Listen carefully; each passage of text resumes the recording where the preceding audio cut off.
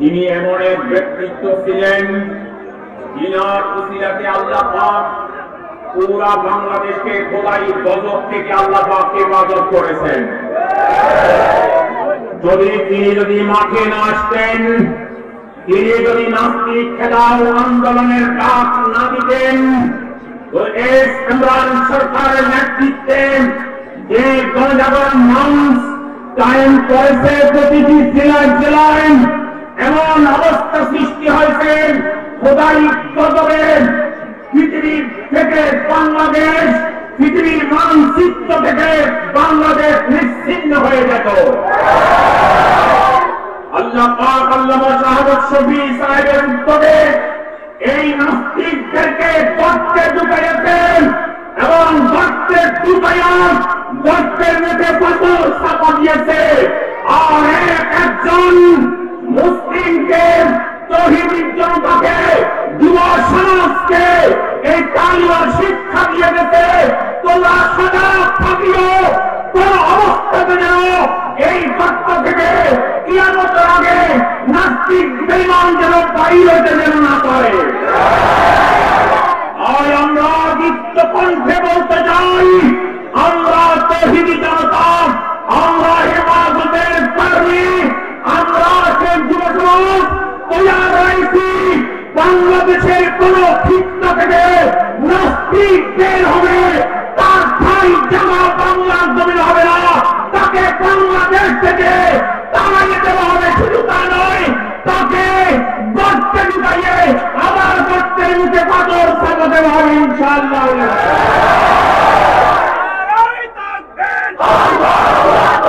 ইসলামের শত্রুরা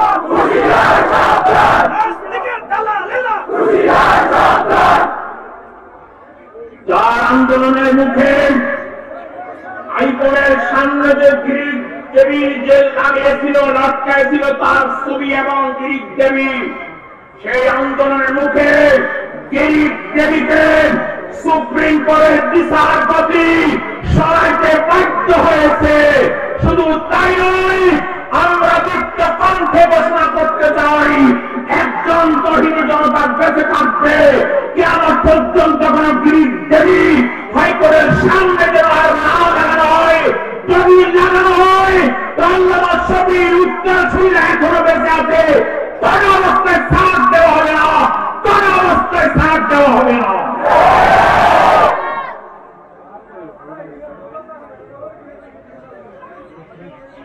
2019 সালে পঞ্চগড়ে কাদিয়ানীরা সমাবেশ করবে।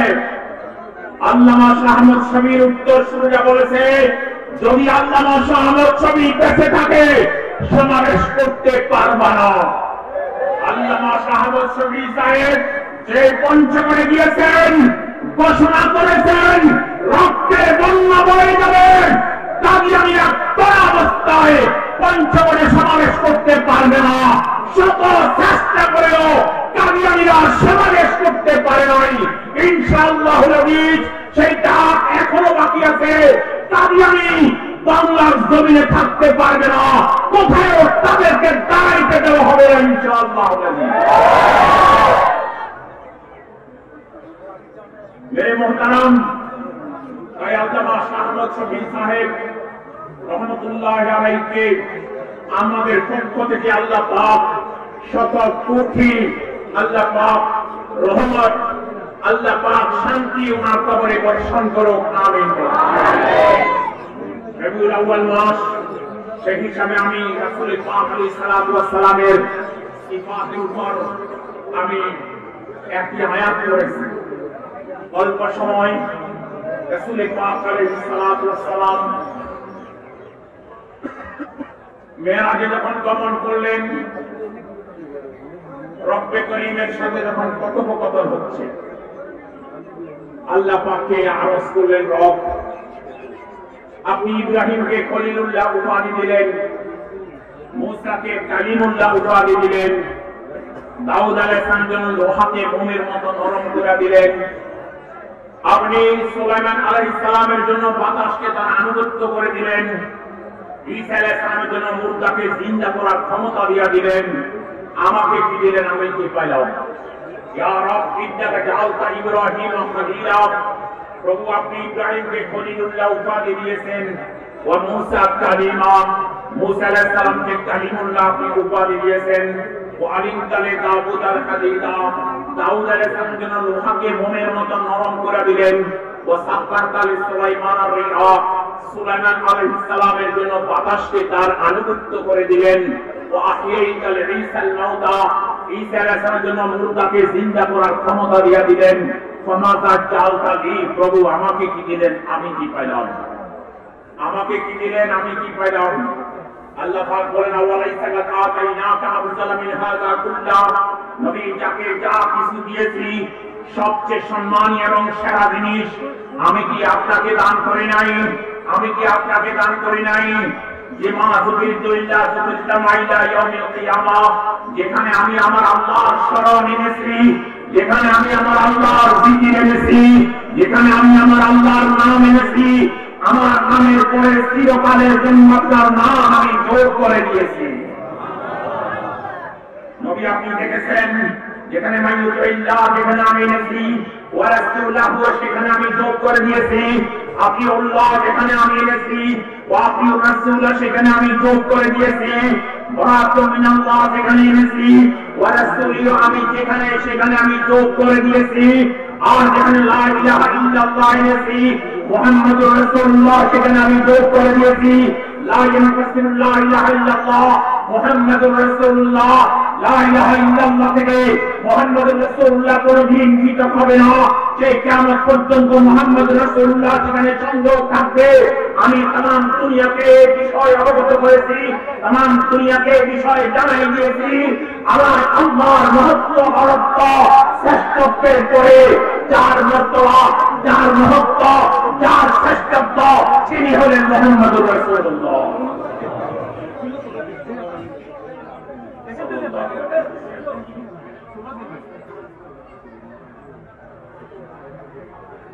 শরীর মাওয়াহিবুল্লাহ দুনিয়া একটা কিতাব আছে, সেই কিতাবে লিখতেছে যে জিবরাইল আলাইহিস সালাম কোন নবীর কাছে কতবার ওহী নিয়ে আসছেন। আদম আলাইহিস সালামের কাছে পুরো জিন্দেগিতে জিবরাইল আসছেন 12 বার। কতবার? 12 বার। নূহ আলাইহিস সালামের কাছে পুরো জিন্দেগিতে জিবরাইল আসছেন 50 বার। ইব্রাহিম আলাইহিস সালামের কাছে পুরো জিন্দেগিতে জিবরাইল আসছেন 42 বার। मूसा अलैहिस्सलामेর কাছে পুরো জিন্দেগিতে জিবরাইল আসছেন 400 বার। ঈসা আলাইহিসসালামের কাছে পুরো জিন্দেগিতে জিবরাইল আসছেন 10 বার। ইদ্রিস আলাইহিসসালামের কাছে পুরো জিন্দেগিতে জিবরাইল আসছেন 4 বার। ইউনূস আলাইহিসসালামের কাছে পুরো জিন্দেগিতে জিবরাইল আসছেন 4 বার। আইয়ুব আলাইহিসসালামের কাছে পুরো জিন্দেগিতে জিবরাইল আসছেন 3 বার। সবচেয়ে বেশি আসছেন मूसा আলাইহিসসালামের কাছে 700 বার এসেছে। ولكن نزل جبريل على محمد بن عبد الله 120,000 مرة।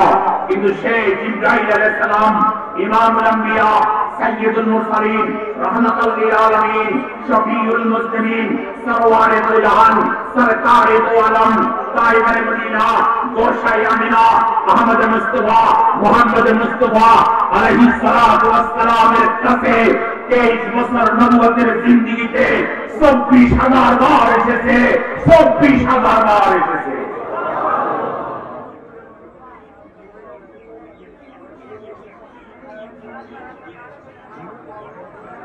রাসূল পাক আলাইহিস সালাতু ওয়াস সালাম যখন মেরাজ থেকে ওয়াফাত আসলেন, মক্কার কাফেররা বিভিন্ন প্রশ্ন করা শুরু করলো। আপনি বলতেছেন মেরাজে গেছেন, আচ্ছা আপনি বলেন তো বাইতুল মুকাদ্দাসের সামনে যে পাহাড়টা আছে এটা কত মাইল দূরে হবে? আপনি বলেন তো বাইতুল মুকাদ্দাসের উপরে যে গম্বুজগুলো আছে কতগুলি হবে? আচ্ছা আপনি বলেন তো বাইতুল মুকাদ্দাসের দরজা জানালা কয়টা হবে? বিভিন্ন এমন প্রশ্ন করা শুরু করেছে, অদ্ভুত প্রশ্ন, যে রাসূল পাক আলাইহিস সালাম তো হয়ে গেলেন। রাসূল পাক আলাইহিস সালাম সেখানে কি দরজা জানালা গুনতে গিয়েছেন? রাসূল পাক আলাইহিস সালাম কিছু বলতেছেন না, চুপ করে রইলেন। মহান রব্বুল আলামিন জিবরাইলকে ডেকে পাঠালেন, জিবরাইল তুমি কোথায়? জিবরাইল তুমি কোথায়? জলদি যাও, জলদি যাও। দুই হাত দিয়ে পুরা বাইতুল মুকাদ্দাসকে উঠাও আর ধরে আমার নবীর সামনে দাঁড়াও। নবী দেখে দেখে গুনে গুনে বলতে থাকো, বাইতুল মুকাদ্দাসের দরজা বেটা, জানালা বেটা, কোন দরজাতে কোন জানালাতে লোহার রড আর শীত বেটা। আমার নবী দেখে দেখে গুনে গুনে বলতে থাকো, পুরা বাইতুল মুকাদ্দাসকে তুমি ফিলিস্তিন থেকে উঠাইয়ে মক্কা নগরীতে নবীর সামনে তুলে দাও। তিনি হলেন রাসূল পাক আলাইহিস সালাতু ওয়াস সালাম। মুহতারাম, যে রাসূল পাক আলাইহিস সালাতু ওয়াস সালাম আদম আলাইহিস সালাতু ওয়াস সালাম 300 বছর কাঁদলেন, 300 বছর কাঁদলেন। 300 বছর পরে বলতেছে, ইয়া আল্লাহ, মুহাম্মদ সাল্লাল্লাহু আলাইহি ওয়াসাল্লামের উসিলাতে আপনি আমাকে ক্ষমা করুন, মুহাম্মদ সাল্লাল্লাহু আলাইহি ওয়াসাল্লামের উসিলাতে আপনি আমাকে মাফ করে দেন। তখন আল্লাহ পাক জিজ্ঞাসা করছেন, মুহাম্মদ কাইফা আরাফতাহু ইয়া আদম, আদম মুহাম্মদকে তুমি কেমনে চিনলা, পরিচয় কোথায় পাইলাম? তখন বলতেছে, ইয়া রাব্বি কামা খালাকতানি ওয়া আলকাইতা ফিয়া রূহ ওয়া নাযারতু নাযরাতান ইলা আরশি ফারাইতু লা ইলাহা ইল্লাল্লাহু মুহাম্মাদুর রাসূলুল্লাহ।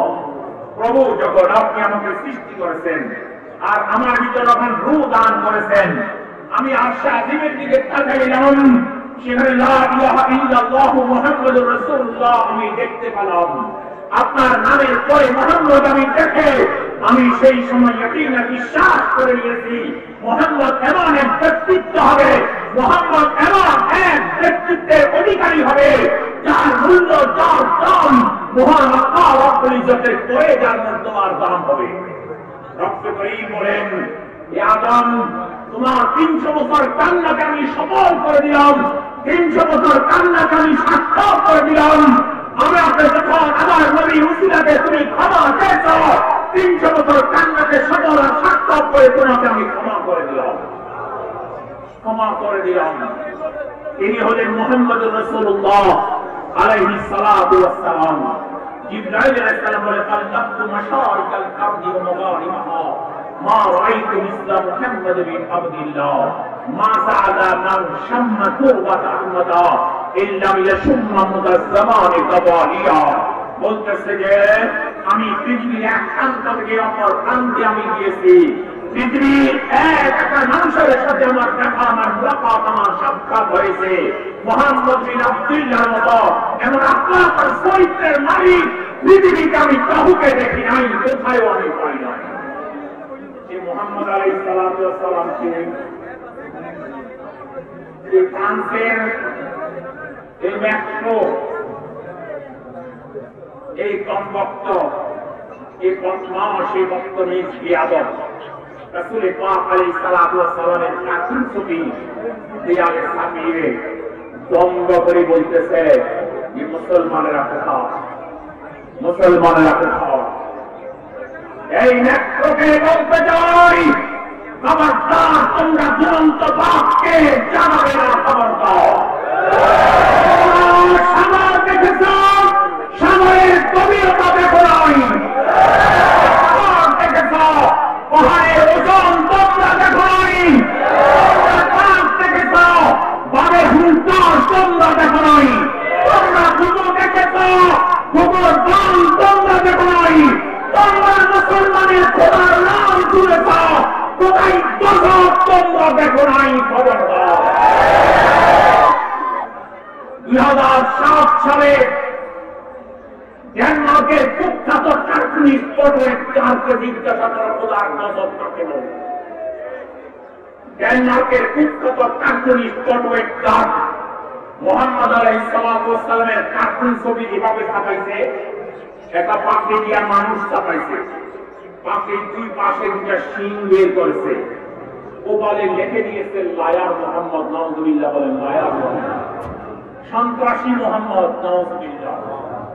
তাকে 2007 থেকে 2010 পর্যন্ত খোদাই পাক সুযোগ দিয়েছেন, যেহেতু মহান রব্বুল আলামিন বড় দয়াবান, বড় মেহেরবান। 2007 থেকে 2010 পর্যন্ত সুযোগ দিয়ে যখন সে হেদায়েত বলে নাই, তওবা করে নাই, ফিরে আসে নাই, বরং তার এই অবস্থা এই ছবি বিশ্বব্যাপী ছড়াই দিয়েছে। 2010 সালের জানুয়ারির 10 তারিখে দিবাগত রাত্রে সে যখন তার কামরাতে শুতে গিয়েছে, শুতে মহান রব্বুল আলামিন তার বিস্তার ভিতর, তার খোদাই পাক তোষকের ভিতর, তার ল্যাপের ভিতর কুদরতি আগুন খোদাই জ্বালাই দিয়েছে, কুদরতি আগুন লাগাই দিয়েছে। 2010 সালের জানুয়ারির 11 তারিখের পত্রিকা এখন যদি কারো কাছে সংগ্রহ থাকে দেখেন, আমার সত্যি আমি দেখেছি এই কটুয়েট গান, এই ইনকিলাব আর সেখানে আমার দেশ, এই দুটা পত্রিকাতে দিয়েছে কটুয়েট গানের সেই ছবি দিয়েছেন, অর্থাৎ আগুনে কয়লা বানাই দিয়েছে, খোদার গজবে নিপতিত ধ্বংস হয়ে গেছে।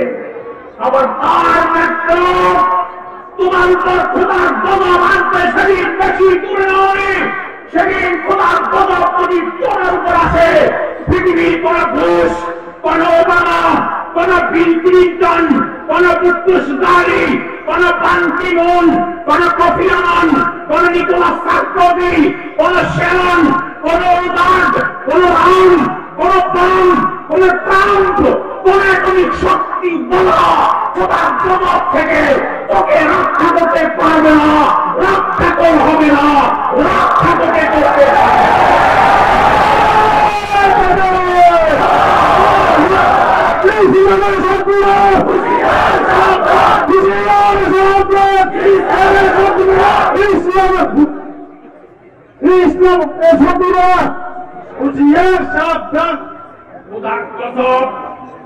শুরু হয়ে গিয়েছে। 850 বছরের পুরানো গির্জা, খোদাই গজবে আগুন লেগেছে। 800 দমকল বাহিনী 4 ঘন্টা পূর্ণ চেষ্টা করে আগুনকে নিয়ন্ত্রণে আনতে পারে নাই। খোদাই পাক বসে লাল তাহলে এই মেট্রো প্রিয়াস খোদাই বড় গজবের অপেক্ষা করিস না। খোদাই পাকের বড় গজব যদি তোর উপর আসে, কোন অবস্থাতে আল্লাহর গজব থেকে তোর রক্ষা হবে না।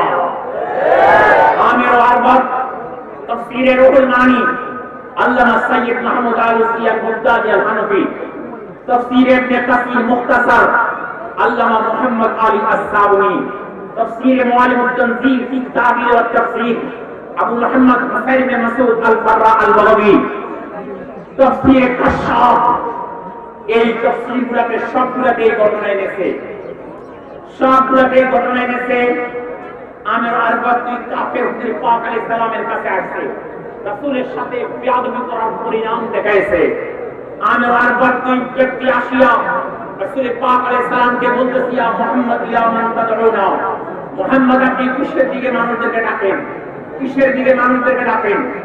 মুহাম্মদ আলাইহিস সালাম বলেন, আল্লাহ, আমি আল্লাহ পাকের দিকে মানুষদেরকে ডাকি, আমি আল্লাহ পাকের কথা মানুষদেরকে বলি।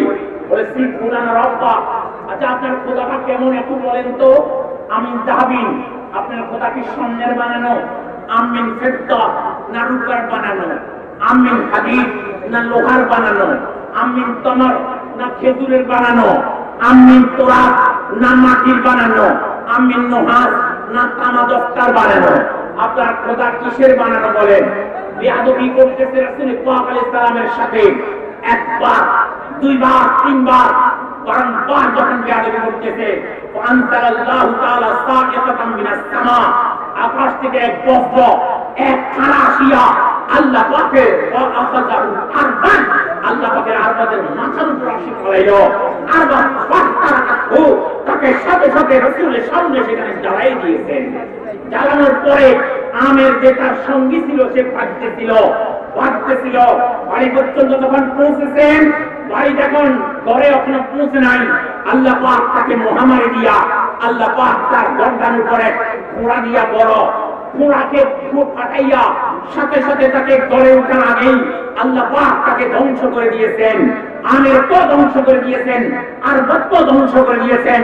तमाम দুনিয়াবাসীকে জানিয়ে দিয়েছে, ও দুনিয়াবাসী খবরদার, আমের যেভাবে আরবাদ রাসূলের সাথে বেয়াদবি করে ধ্বংস হয়ে যাবে, তার গজবে পড়েছে। আমের তার সমর্থক হিসাবে, তার সমর্থনকারী হিসাবে তার গজবে পড়েছে। তাই আমরা বিশ্ব মুসলিমদেরকে জানাই দিতে চাই, পুরো 200 কোটি মুসলমানদেরকে জানাইতে চাই, কোন অবস্থা যেখানে মুসলমান নাম ধরি এই মৃত্যুর সহযোগিতা করবেন না। মৃত্যুকে যেদিন খোদার গজবে পাবে সেদিন তোমাকে খোদার গজবে পাবে, তুমিও খোদার গজব থেকে বাঁচতে পারবে না। খোদার গজব থেকে যদি বাঁচতে হয় জিনা করো, তাদের পুণ্য বর্জন করো, মৃত্যুর ডালে জুতা মারো, খোদার গজব মৃত্যুর উপর পড়ক, দোয়া করো। শেষ কথা বলতেছিলাম, ওতবা ও তাইবা দুই ভাই রাসূলের সাথে বেয়াদবির কাফির পরিণাম হয়েছে। ওতবা ও তাইবা দুই ভাই সূরা যখন লাহাব তাব্বাতি আবি লাহাব অবতীর্ণ হলো, দুই ভাইকে আবু লাহাব ডাক দিল, অর্থাৎ আবু লাহাবের দুই ছেলে। আবু লাহাব ডাকিয়া বলে, রাসিফি হুসিকুম হারামুন মা লাম তুতাল্লাকা বিনাতাই মুহাম্মদ, তোমরা মুহাম্মদ আলাইহিস সালামের দুই মেয়েকে যতক্ষণ তালাক না দিবা ততক্ষণ তোমরা আমার কাছে আসতে পারবে না।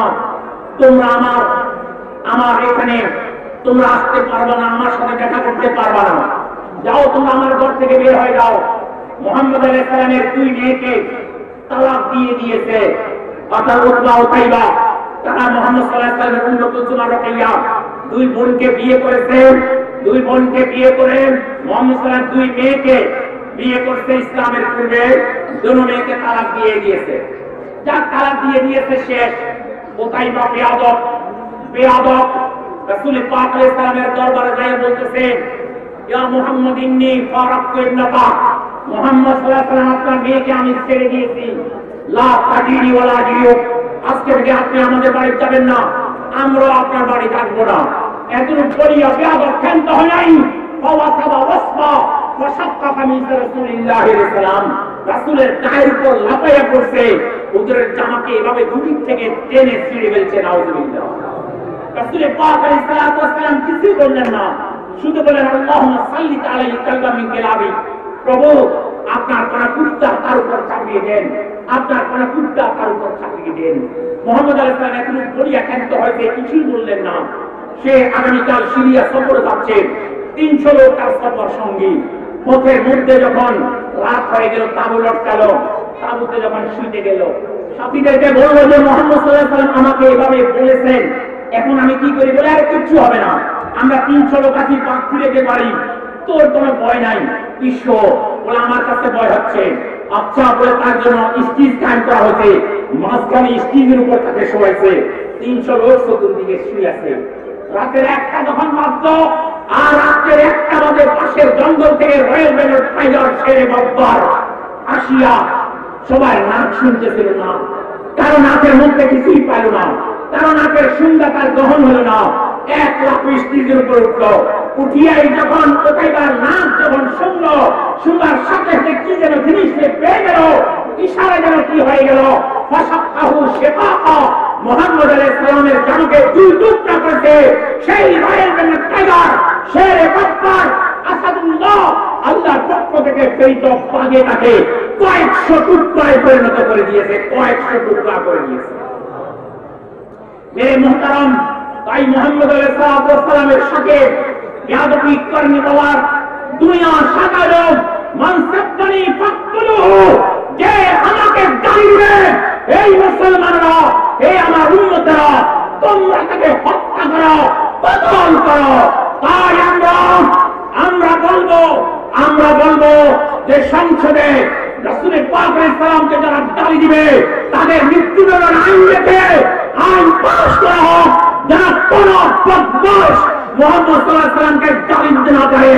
যদি এমনটি না করা হয় তাহলে আমরা মুহাম্মদের প্রেমিক, মুহাম্মদ আমাদের পরিবার পুত্র, মুহাম্মদ সাল্লাল্লাহু আলাইহি সাল্লাম আমাদের আদরের দুলারি, আমাদের চোখের পুতুল, মুহাম্মদ সাল্লাল্লাহু আলাইহি সাল্লামকে গালি দিবে কোন অবস্থায় আমরা মানব না, মানতে পারি না। আমরা তার বিচার করবই করব ইনশাআল্লাহ।